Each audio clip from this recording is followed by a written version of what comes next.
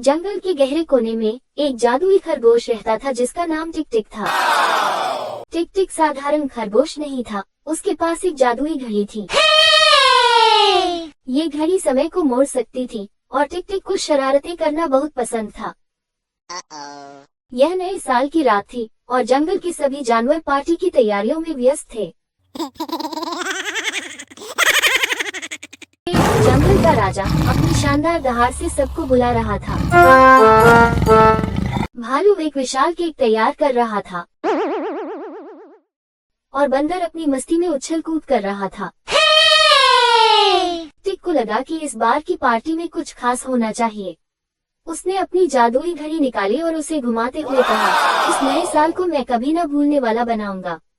Oh no! जैसे ही घड़ी घूमी, जंगल में अजीब घटनाएं होने लगी। एक शेर जो अपने गर्व और ताकत के लिए जाना जाता था, अचानक एक नन्हा शेर का बच्चा बन गया। Oh no! उसने दहाड़ने की कोशिश की, लेकिन एक प्यारी सी मियाऊ जैसी आवाज निकली। हाथी जो सबसे बड़ा था, अचानक केक से भी छोटा हो गया। वह अब केक के किनारे बैठा मुस्कुरा रहा था। बंदर जो उछल कूद कर रहा था, केले से भी छोटा हो गया और उसकी पूंछ सीधे खड़ी हो गई।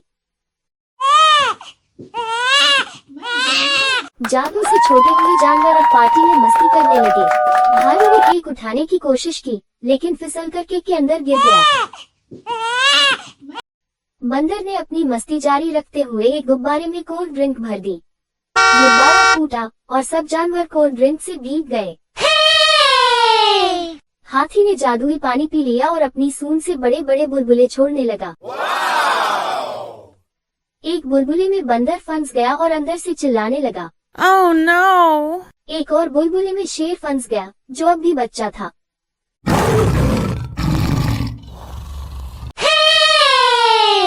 थोड़ी देर में सब जानवर परेशान हो गए। शेर जो अब बड़ा हो चुका था, ने गुस्से में कहा, टिक टिक, यह क्या कर दिया तुमने? भालू जो अभी भी अपने केक में फंसा था, चिल्लाया, मुझे इससे बाहर निकालो। हाथी ने अपनी सूंड से बुलबुलों को फोड़ते हुए कहा, अब ये सब बंद करो, टिक टिक। टिक टिक ने अपनी जादुई घड़ी फिर से घुमाई। धीरे धीरे सब जानवर अपने असली रूप में आ गए। शेर ने अपनी ताकत वापस पाकर जंगल में जोरदार दहाड़ लगाई। हाथी ने फिर से पार्टी का सामान उठाया।